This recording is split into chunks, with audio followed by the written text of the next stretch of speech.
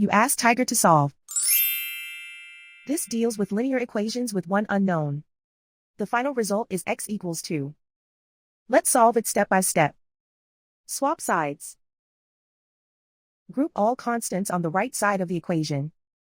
Add 2 to both sides. Simplify the arithmetic.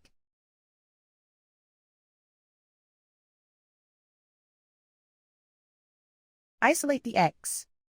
Divide both sides by 4. Simplify the fraction.